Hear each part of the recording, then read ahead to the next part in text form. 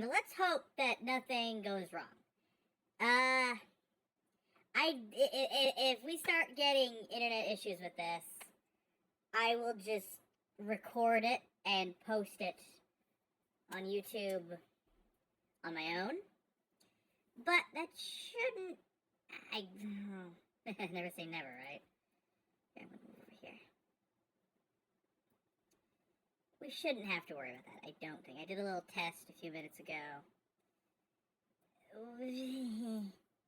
We should be fine. So, this is going to be the War of the Yokai Christmas special that I wrote as sort of an epilogue for book 2.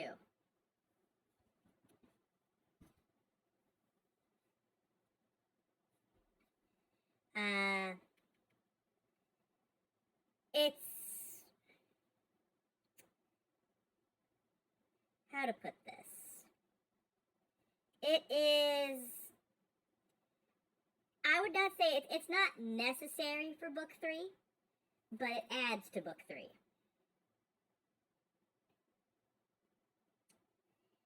And it just adds a little bit of character element for everybody.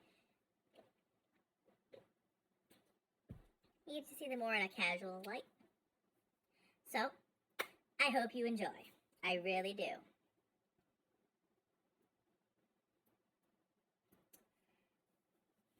Oh, let me turn my headphones off. Hold on. Sorry. Christmas Eve. Snow had fallen once more upon Fumizaki. Though this... Wait, hold on. I'm gonna restart. I gotta bring the mic closer. Sorry. Snow had fallen once more upon Fumizaki, though this time not through any fault of Hyoka's. It was Christmas Eve, and a surprise snowstorm had descended upon the city, quickly covering it in a foot of the fluffy white stuff, and though it had slowed now, there was no sign of it stopping any time soon, as the wind whipped it all around. Everywhere you looked, on nearly every house there were twinkling, multicolored lights, sparkling like gemstones in the cold night air. It was to this backdrop that Usuko trudged her way downtown, the sound of newly fallen snow crunching beneath her boots, as she headed towards the restaurant she was supposed to meet Emiko and the others at. It had been Nonami's idea for them to do a gift exchange, and 4 days prior, they had all drawn names out of a hat. Hyoka had been a little confused who 8.5 was, until Nonami explained to her she'd accidentally pulled the size tag out. Usuko had drawn Sarah's name, and had been racking her brain on what to get the Banshee. After all, she didn't know her clothing size. She sure didn't need any food gift cards, and Usuko didn't know of any hobbies she may have had. At a complete loss, she decided to sneak a peek at her quarters to try and come up with something. Lo and behold, when she'd made an interesting discovery.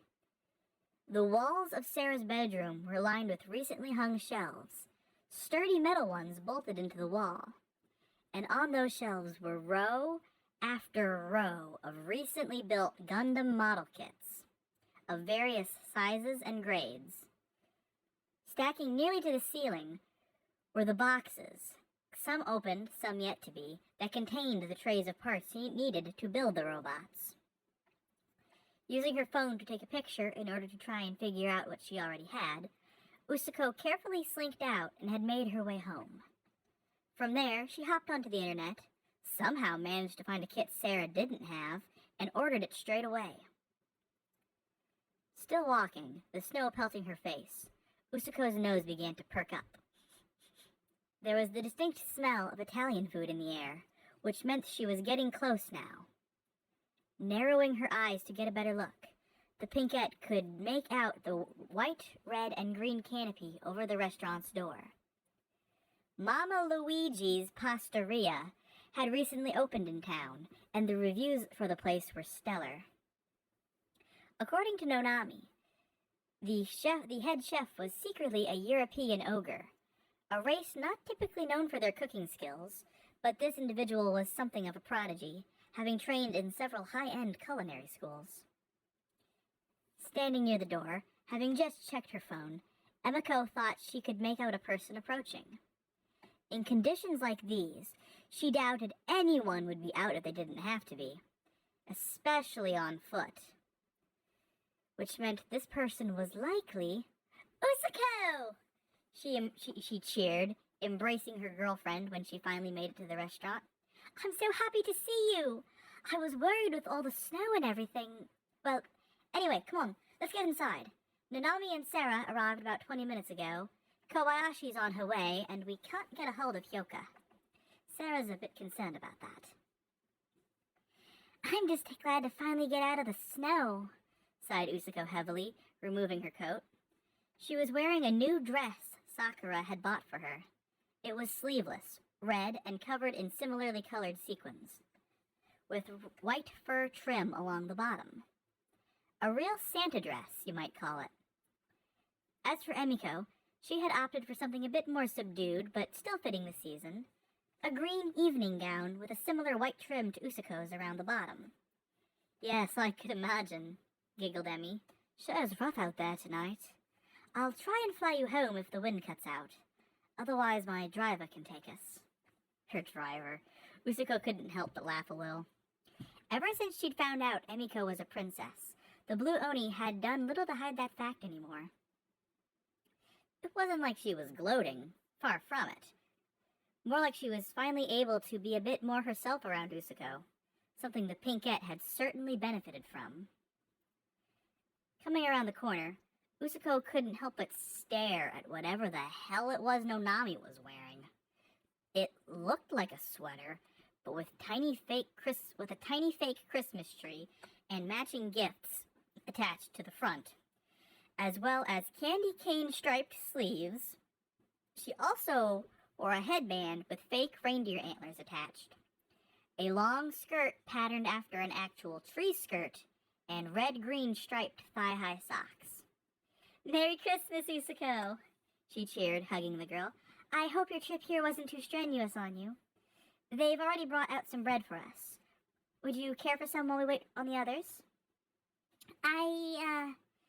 Sure, replied Usuko. Where should I put my gift, by the way? Oh, I'll take that, echoed a voice from behind her. Turning, Usuko saw... You okay, kitty? You okay? Komi is acting really strange right now. Sorry. Oh, I'll take that, echoed a voice from behind her. Turning, Usuko saw Sarah in a similar, though less ostentatious outfit than Nonami's. A pair of green slacks instead of a skirt, and a pine green sweater with winking snowman faces that read, Santa's favorite ho ho ho, which made the Pinkette sigh heavily once more. Merry Christmas, Sarah, she laughed. I'm digging the sweaters. Whose idea were they? Nonami grimaced, motioning to a gleefully beaming Sarah. I found them online. Got one for each of us, though considering what you're wearing, it's all right if you don't put it on now. She produced a box from somewhere and handed it to Usuko. At least take a look at it, eh? Hesitantly, Usuko pulled the lid off the narrow cardboard box and removed the red and white sweater within. It had a repeating image of a large antlered reindeer prancing across it, and in the center was a large white reindeer head with the words, I love big racks, emblazoned in green text over it. With a sigh, Usuko smiled and thanked Sarah, setting a mental note to hide the cursed thing as soon as she got home. The sweater Emiko had been given was equally as unique. Red and white stripes all throughout, with text that read, Suck my candy cane, over an image of the festive confectionery. Needless to say, Emiko had declined to wear the gift. So, what did you get me, Usuko? Asked Sarah, resisting the urge to shake the box. She thought she could recognize the contents at least by the package's weight distribution and size. At 16 inches by 10 inches by 5 inches, it matched the dimensions of the average master grade kit almost to a T. Oh, you'll find out soon enough, giggled Usuko, taking her seat at the table. Very quickly, a waiter brought her a menu and some water, which the pinkette eagerly chugged down, as she'd worked up quite a thirst on the trek over. After a few more minutes of looking things over, Usako had more or less decided on getting the chicken parmesan, a dish she'd never tried before, but considering she enjoyed everything that went into it, fried chicken and spaghetti, she felt confident in it being to her liking. It was then that the door opened roughly, and a heavily bundled up Ray came trudging into the restaurant. Unlike blue onis, used to living in high-up mountains, red oni were used to the more temperate parts of Japan, and as such didn't have the boon of a higher body temperature. In fact, theirs ran a few degrees lower than the human norm. That, coupled with an inability to fly in the terrible conditions, meant she'd been forced to make her way from Gardena HQ on the complete opposite side of town, wearing several dozen layers, much like Usako had earlier in the month, when her and Emmy had gone to rescue Sarah. Merry Christmas, she sighed. Ray was still in a serious depression following the death of her friend, Josuke, the Kappa security guard, who'd been slain by a Deathstalker a couple weeks prior. Everyone had been doing their best to try and cheer her up, though what Ray had needed most was the solitude to train. "It's good to see you, Kobayashi-kun," smiled Nonami. "Sarah has a gift for you, though don't feel pressured to wear it." Manifesting in front of Ray, Sarah handed the Oni, who was currently halfway through taking all her outer layers off, a similar box to the one she'd given Usako. Once Ray had completely taken all her outerwear off, she opened the box and couldn't help but smirk a little. Her sweater was blue and had two very large gold bells on the chest, below which was text that read, "These bells jingle all the way." "Thank you, Sarah," said Ray, putting the sweater over the crop top she was already wearing. "You know me pretty well, huh?" "Not as well as I'd like, but I'm learning." She grinned before her expression turned a bit more serious. I'm gonna go call Yokai again. I'm getting pretty worried about the girl. I certainly don't want her to miss out. If you'll excuse me." Taking out her phone, Sarah floated through the window and dialed the Yuki Ona's number once more. There was every possibility that the girl had just gotten caught up in another video game, but something just seemed off to Sarah in a way she couldn't put into words. Finally, on the fourth ring, Hyoka answered. "Sarah, hey! I'm sorry I haven't been picking up, but, something kinda came up." Sighing in relief, Sarah replied, "It's all right, lass. I'm just glad you're okay. What came up, if you don't mind me asking?" A short pause on the other end. "You remember that guy we met at the game store? The one who I recognized from somewhere?" "Aye, Junji was his name, if I recall." "Yes, well, when my memories came back..." Her tone turned excited. "I remembered where I knew him from! Sarah, he's my boyfriend!" A shocked, worried look passed over Sarah's face. She'd seen similar situations play out before. She knew just how dangerous Hyoka's next actions could potentially be. "Hyoka, dearie, that is most wonderful for ya. But I gotta tell ya, odds are good he won't recognize ya. Plus, the fact you're dead." "No, I know, but..." Sarah could hear Hyoka shifting. "We kinda planned for something like this, weird as it sounds. We had a word, a special word, where if one of us ever died, we use it to tell the one left behind we were okay. That word is blizzard." Another pause, this one longer. "I told it to him earlier, after he got off his shift. I was waiting for him. I told him, and he didn't believe me at first, Sarah, but he used the word and he did. Can you believe it?" That's wonderful, lass," replied Sarah, looking over her shoulder at a commotion occurring inside. Apparently, Emiko had gotten embarrassed about something and had flung some bread at Usako, who had dodged and allowed the starchy projectile to strike Nonami, resulting in a minor food fight. Just Be careful who you tell. I know you might have the urge to reconnect with your old friends, but Oh, it's fine. Junji was my only real friend for the most part. Had online friends, though. Lots of those. Are those okay? Sarah mulled it over for a moment.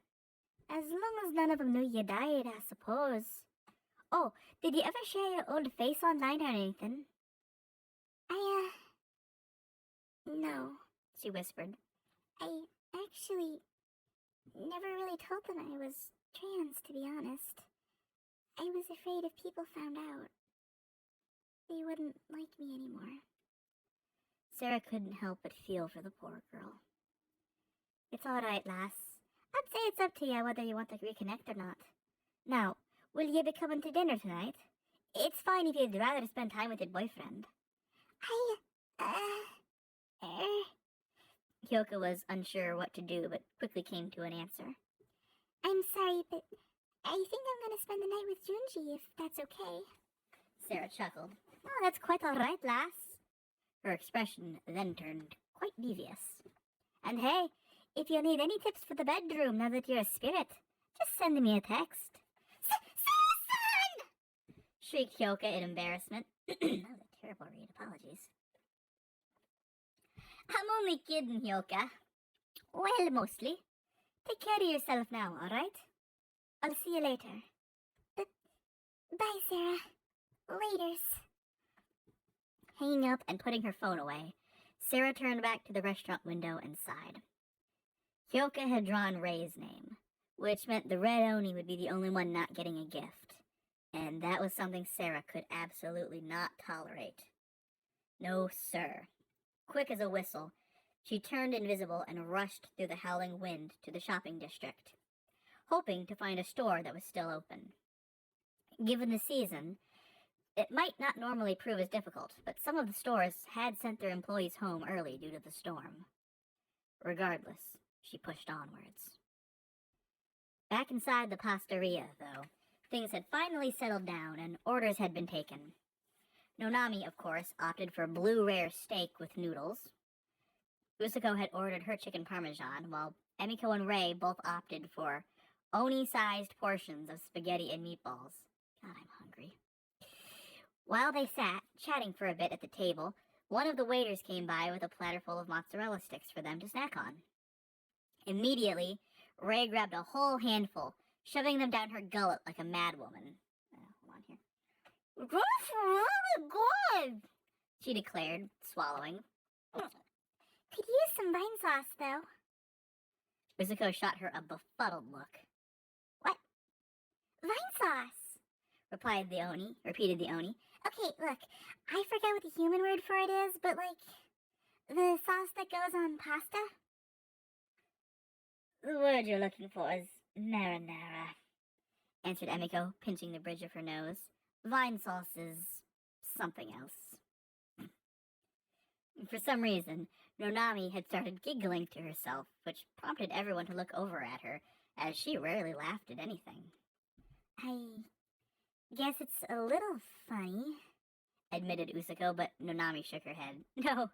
No, it's just, I had something pop into my head is all. Pizza mozzarella, pizza mozzarella. Okay, came Emiko, rolling her eyes. Looks like Nonami got into the eggnog a little early. Should we do the gift exchange while we wait? Not yet, said Usako. Sarah hasn't come back yet. It was only then that they noticed that, indeed, their banshee friend hadn't come back in.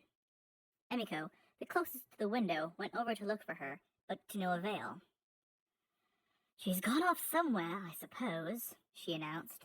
For the life of me, though, I couldn't imagine where. Well, she'd been trying to get a hold of Hyoka, stated Usako, thinking aloud. Maybe she went off to look for her? That could well be it, agreed Nonami, and if Hyoka's in danger, Sarah may well be too. We should go. I have a good feeling I know where they may be. Nonami turned to Ray. Kobayashi-kun, I'd like to ask you to stay here on the off chance I'm wrong and Sarah hasn't gone to Hyoka's house. Of the four of us, you're the least suited for these conditions. If she returns, call me. Is that okay with you? Sure thing, Issa-san. Sighed Ray. Just be careful out there. Quick as a whistle, all three girls got their winter clothes back on before stomping their way outside. With the assistance of Emiko's strength and illusion powers, they were able to tunnel through the drifts in their path, unseen, as they headed up towards nearby Tsushima Park, the path up to Mount Aoyama, and the site of Hyoka's home. Not 10 minutes after they'd gone, Sarah phased back through the window, wrapped package in hand, just as Ray shoveled about 3 pounds of spaghetti into her mouth. Where'd everyone go? Asked the Banshee.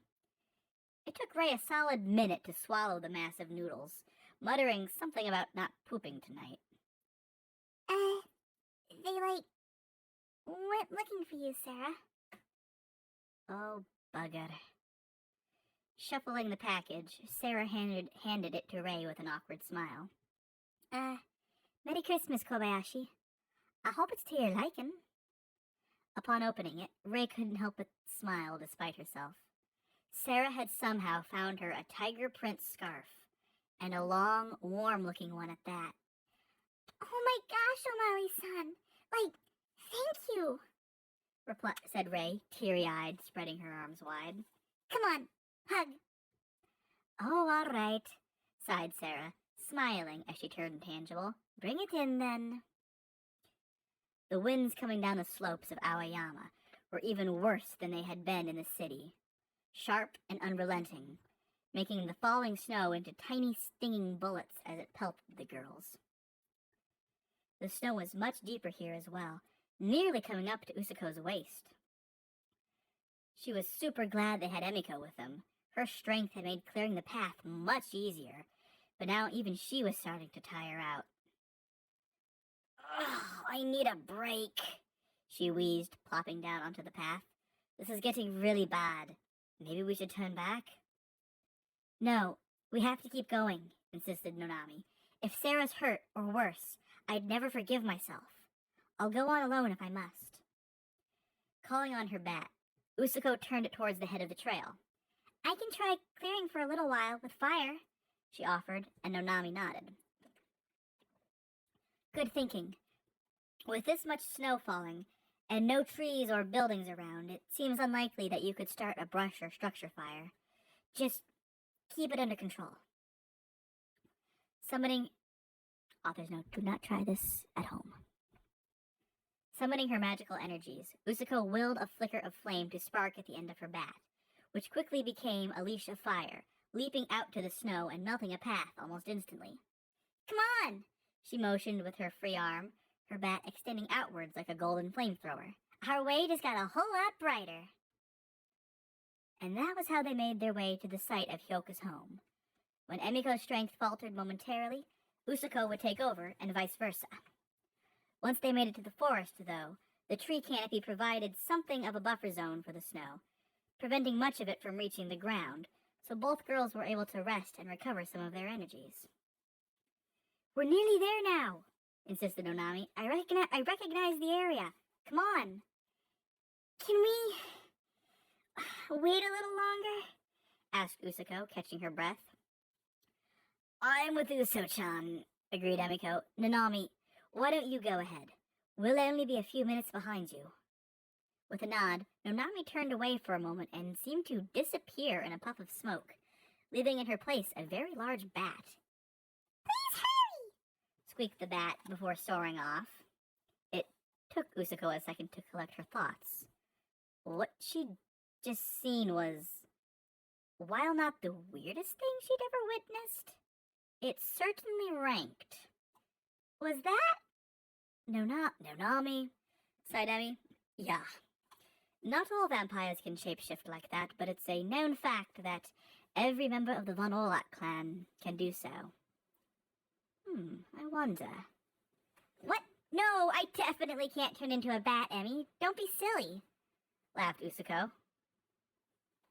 "I'm just wondering if you're, I'm just wondering if it's related to your, weapon of choice. Perhaps you having a baseball bat right out the gate wasn't just a coincidence." Anyway, I think I've rested enough. Let's go. Both girls stood up and began speed walking towards the shack.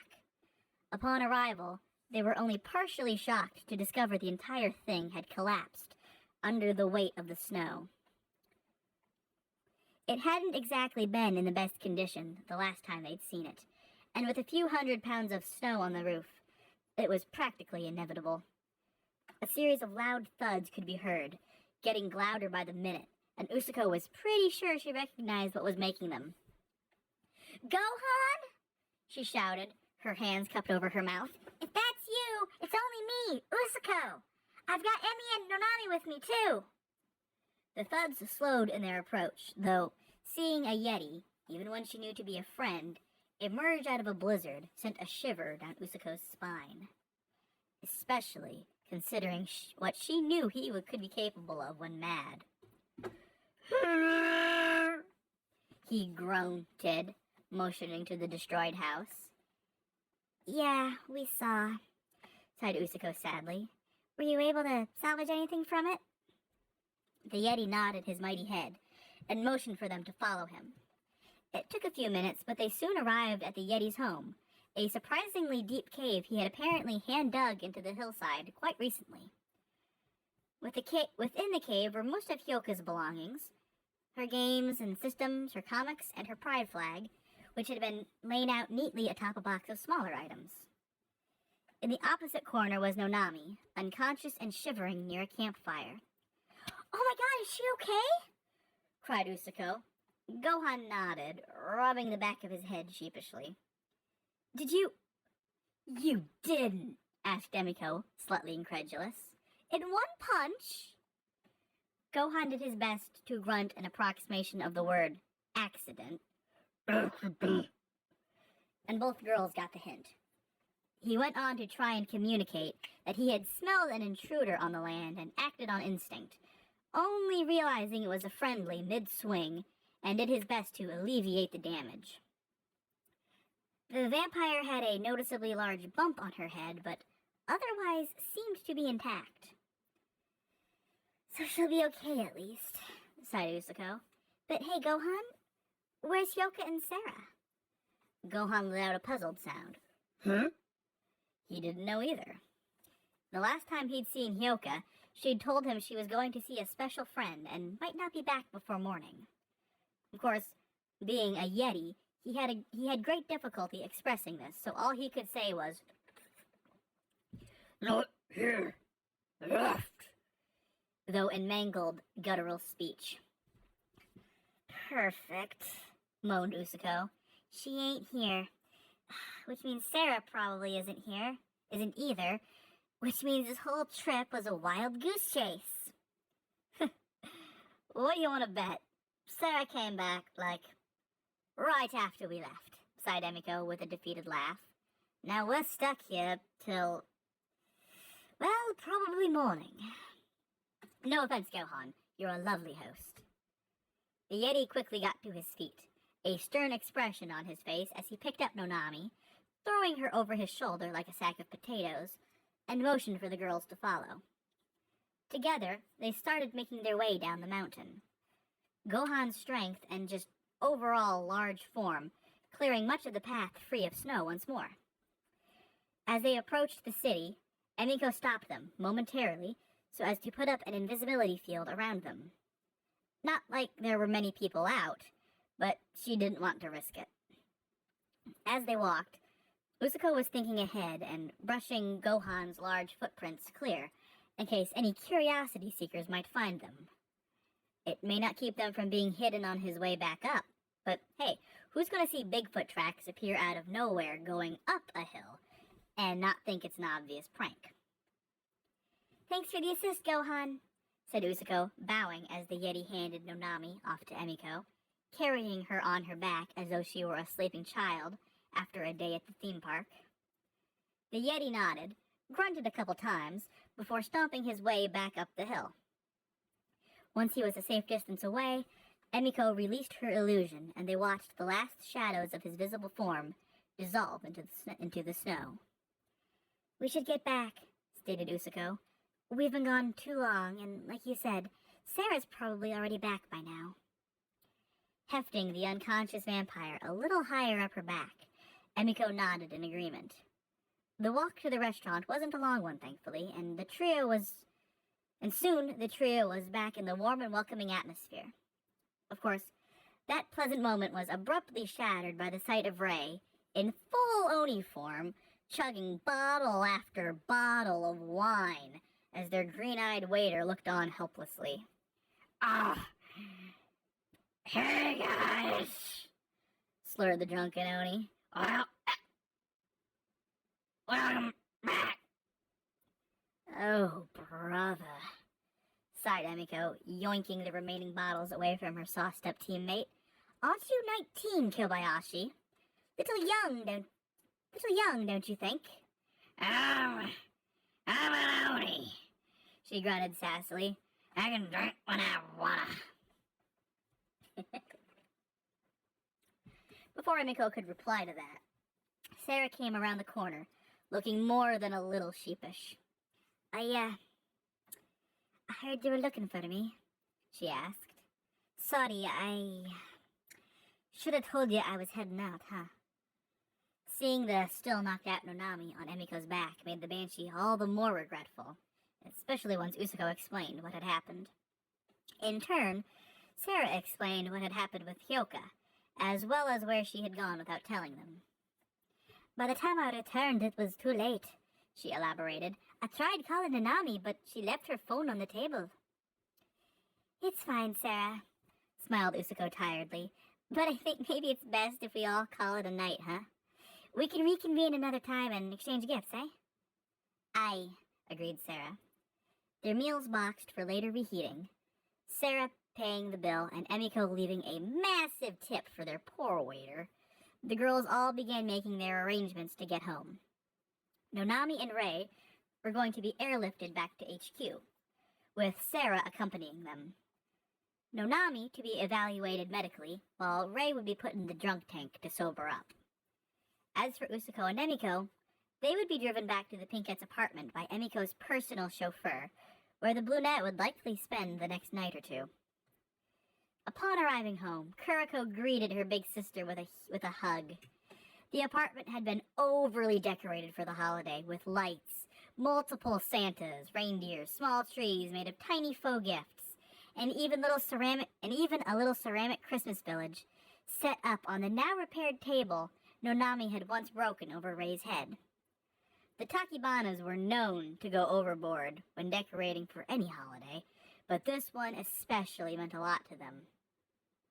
December 24th had been their mother, Tatsuya Takibana's birthday, so this time of the year had become bittersweet.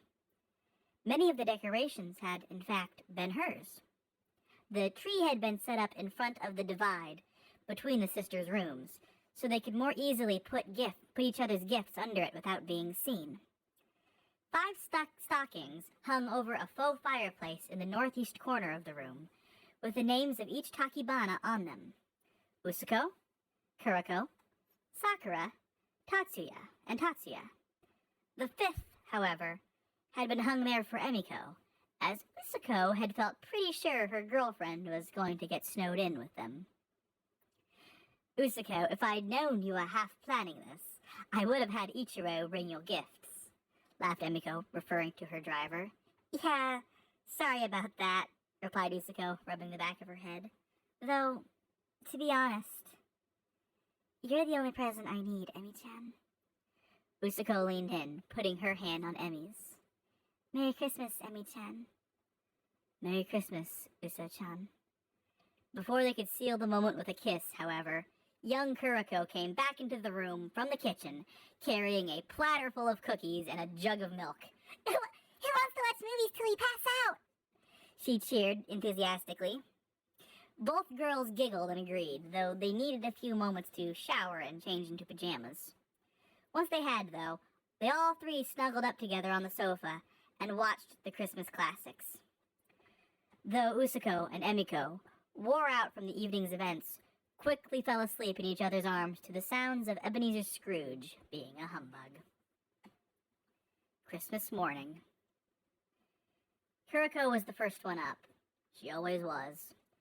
Being the youngest, she still got those flutters of excitement that keeps kids awake every Christmas Eve.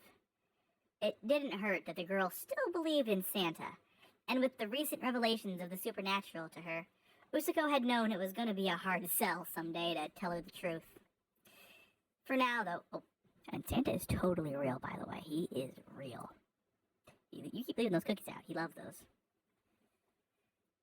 For now, though, she was already pawing at her bedroom door, begging to be released. Kuriko and Usuko, for a time, had been told that you don't come out Christmas morning until Mom lets you out. A trick that had definitely helped out Tatsuya on nights she forgot to set gifts out early and had to rush in the morning. Usuko! Wake up! She mewed pathetically. After the movie had ended last night, Kuriko had thrown a blanket over the two lovebirds before going to bed herself. While they slept, it had gotten tangled up badly, and when Usuko got up to start prepping the gifts, she got her leg caught and slammed face first into the coffee table, jerking Emiko awake as well. Ow!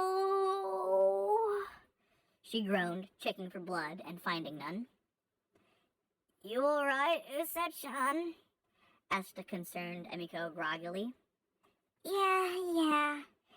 It suddenly dawned on Usuko that it was daytime, and she immediately entered panic mode, knowing her sister's gifts from Santa were still in her room. Emmy-chan, she whispered as quietly as possible. Can you do an illusion that makes me quiet so I can get Kuro's stuff? Emiko nodded and twisted her left index finger in a counterclockwise rotation. You have about 10 minutes. Get to it. While Usuko did just that, Emiko briefly went to Kuriko's door and told the girl they needed a moment to clean up. Santa accidentally tracked a lot of mud in, explained Emmy. We need to vacuum it up. Shouldn't take too long. Casting an illusion to make it sound like the cleaner was running, Emiko then snuck off to the hallway to make a quick call. Yes, Father, I know, but we got snowed in. Merry Christmas to you, too. Can you... Yes, I know. Look, can you please ask Balthazar to bring her gifts? This is really important to me. Oh, thank you, Daddy. Love ya. Re-entering the apartment, she found Usuko struggling to carry an awkward pile of boxes, while several variously sized gift bags hung from her arms. Help, please. She groaned, and Emmy reached up and took part of the stack. All of these for Kuro-chan, huh? Asked Emmy, marveling at the sight. She knew Usuko hadn't been spending much more than usual, despite her gardener checks being around 20 times what she had previously made as a waitress. Had she been saving them for this? It made sense. The Takibana sisters were incredibly close, inseparable at times. Nah, most though, replied Usuko, handing Emmy one box in particular. This one's for you. It isn't the only thing I got ya, but go ahead and open it. Emiko laughed softly, setting the gift down. I don't think that'd be fair to little Kuriko. Hey, when did you fill the stockings? I didn't, replied Usuko, confused. It was true. The stockings that had been hung over the false hearth were now completely filled with candies and little toys. Emiko's even had a book sticking out of hers she had been searching for months without luck. Very funny, Uso-chan, smiled Emmy. You don't have to play games here. Emiko, I'm serious. I didn't do that. I haven't had any time. Then how... At the foot of the hearth, they saw a single set of sooty boot prints, the now empty plate of cookies Kuriko had left out, and an empty glass of milk. Santa's real! No, wait, hold on. Let me try that read again. Santa's real, sighed Usuko, who would swear till her dying day that in that moment she heard faint jingle bells. Of course he is. Why wouldn't he be? News to me, shrugged Emiko as the two finished laying out the gifts. Personally, I love that part.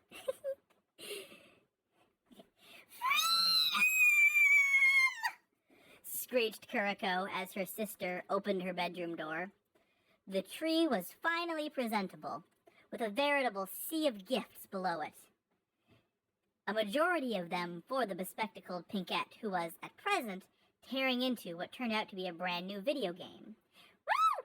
Armored Adventures for PS4!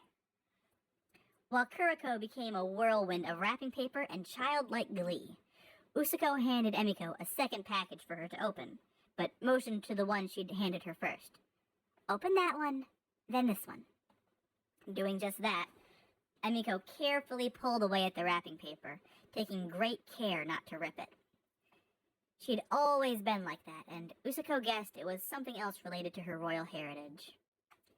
Emi-chan, come on. It's Christmas. Rip that paper up!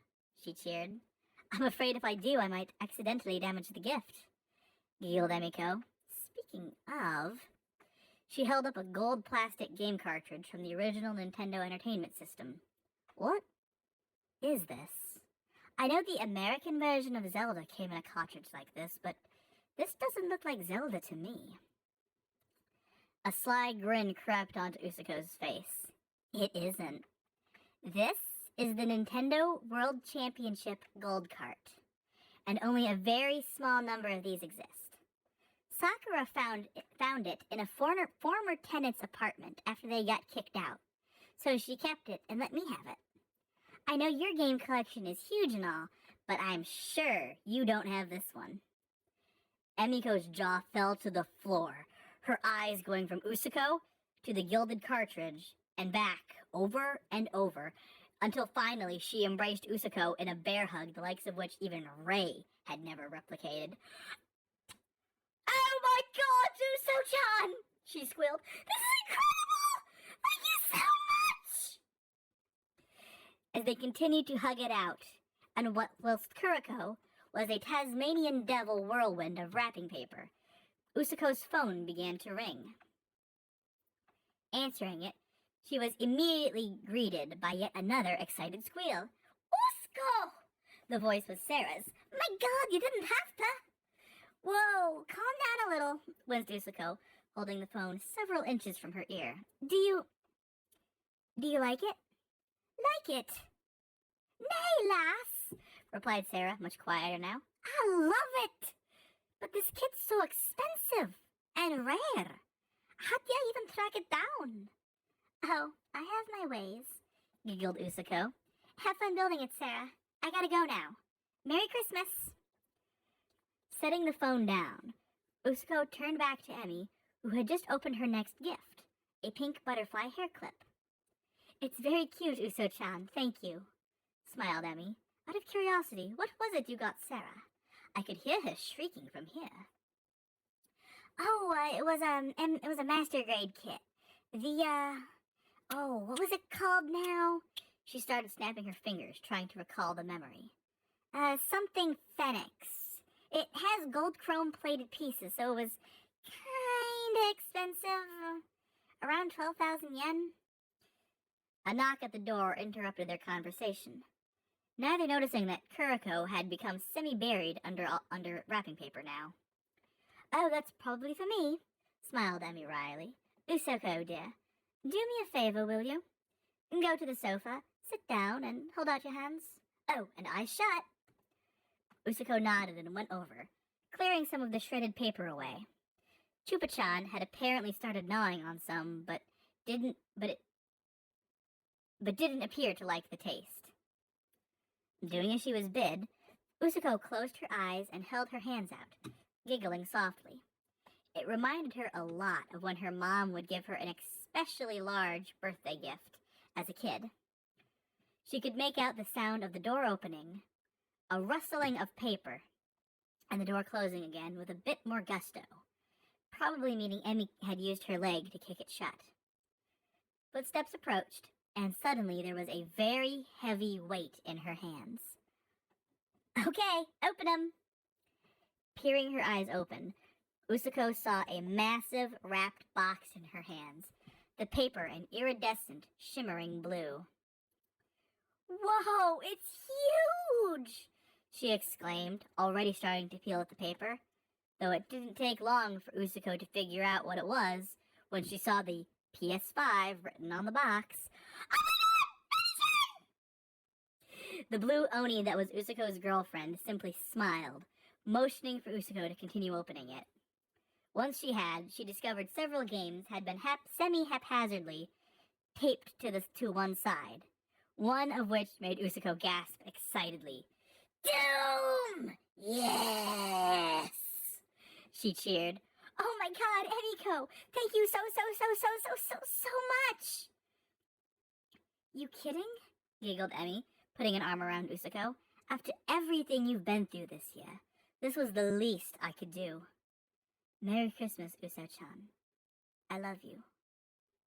"And I love you, Emmy-chan," smiled Usuko contently, staring into Emmy's eyes. Soon they would realize that Kuriko was quite trapped beneath the wrapping paper and blankets. But for the moment they simply gazed into each other's eyes and smiled. Though neither knew what dangers the year ahead of them might hold, and hold them it certainly would. They knew they'd face them together as a team. After all, they always had. And that's the Christmas special. So, what'd you think? Pretty holly jolly, right?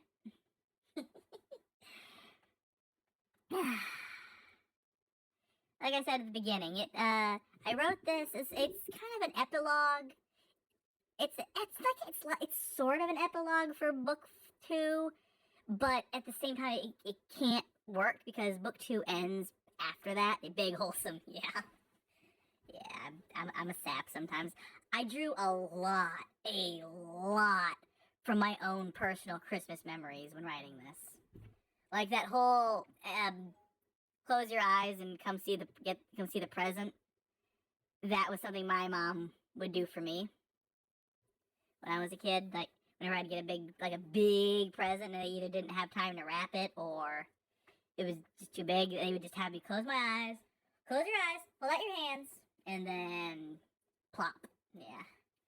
And the way the apartment is decorated, I was very much drawing from Christmas with Papa's family. That's a big family, that side of the family. And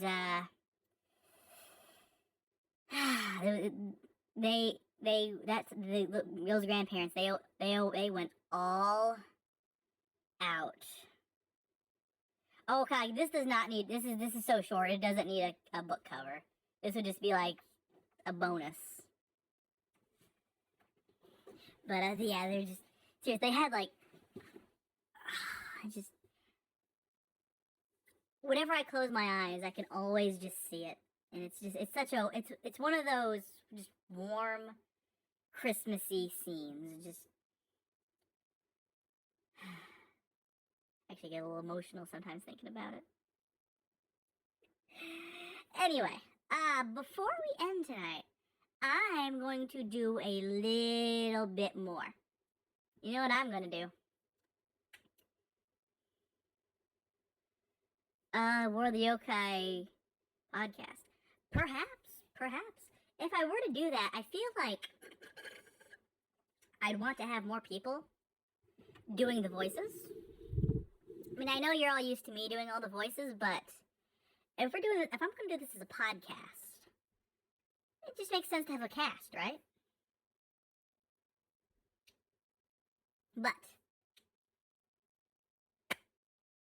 it's time for your Christmas present, everyone.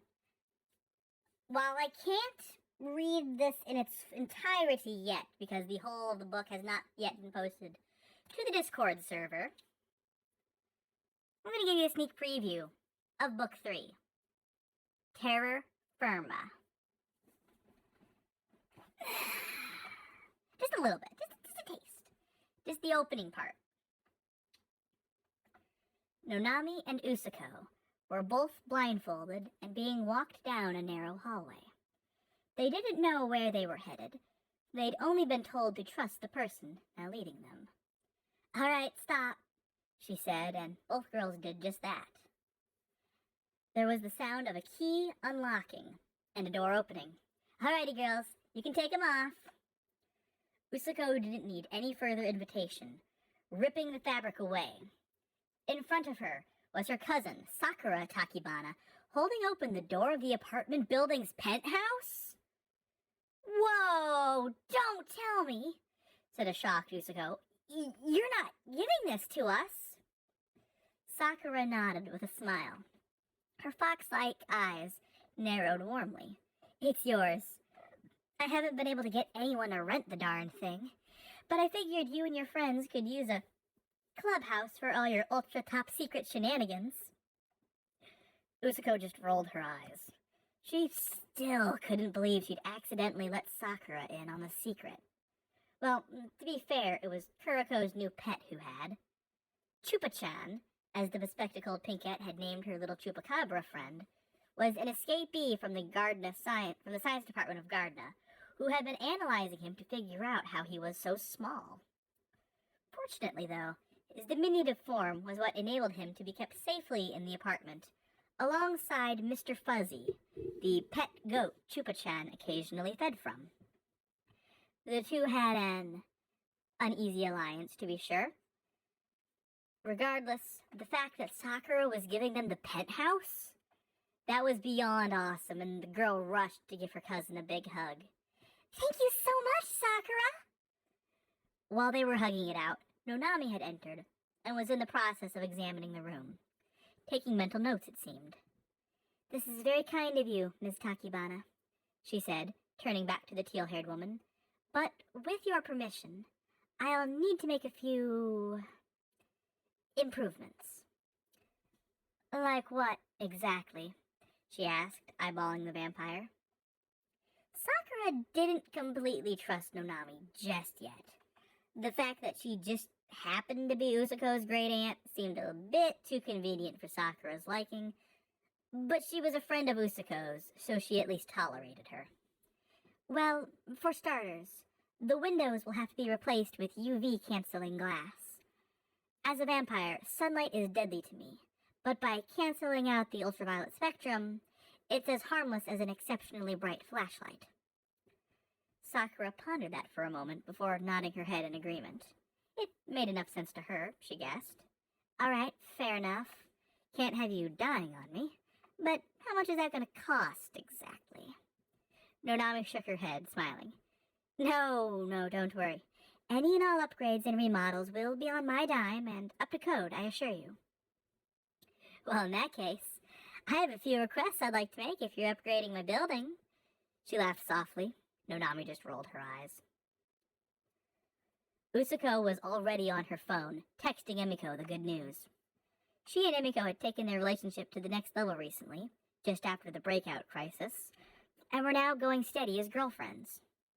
Though, in all honesty, not much had really changed between them, save for the now constant hand-holding and occasional cheek kisses. They were already so close that, in hindsight, they realized they were already practically a couple. Nonami, too, was on her phone, calling Lydia to let her know of the development and to make the construction requests to make the penthouse/clubhouse more safe. "Oh, we should probably go tell Hyoka, too," said Usuko after hitting send on the text to Emmy. "since she's part of the team now and all." Nonami raised an eyebrow skeptically. "And why not simply call or text?" she asked with a knowing smile. Usuko just wanted an excuse to go visit her friend. Truthfully, they hadn't seen the Yuki-onna much in the past week. Her and Gohan had been busy with the repair crews sent to rebuild and renovate her house after it had been nearly destroyed by the Yeti. "Well, she might not, hear the phone," was the weak answer Usuko gave. "Usuko, despite your name literally meaning lie child, you are absolutely terrible at it," replied Nonami, smiling as she adjusted her jacket and motioned for Usuko to follow her down the hall. "But I suppose it couldn't hurt. Come on, let's go."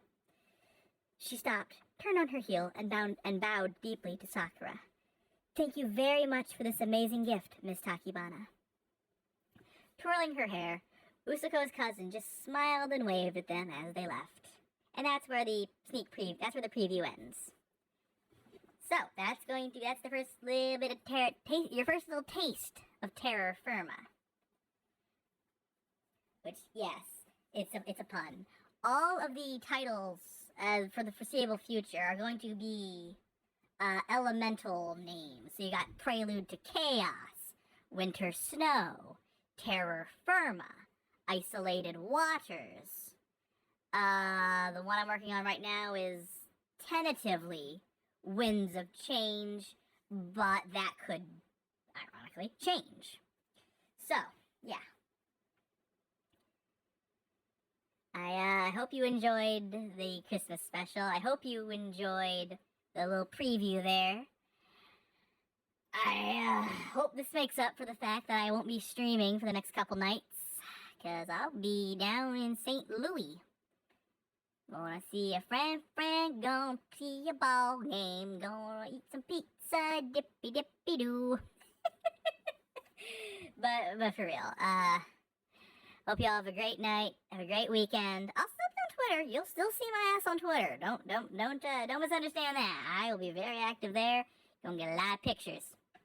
Yes, Pogwin spam! Pogwin spam! Woo! Look at all the Pogwins! Ah! I'll be honest, Akagi, as much as I love the Zompog, I adore this Pogwin emote. This is so much better. It's so good. I love it. Okay, everybody. And to those who might be listening to this, in the future, either on, as the VOD or on YouTube, I hope you have a good time. I hope you enjoyed. I'm not gonna do that little, that whole like and subscribe spiel. Blech. Nah, we ain't doing that around here. Instead, I will just encourage you to, I don't know, continue to breathe. Yes. I don't know. I'm tired. I'm loopy. Good night, everybody. Bye, Anara.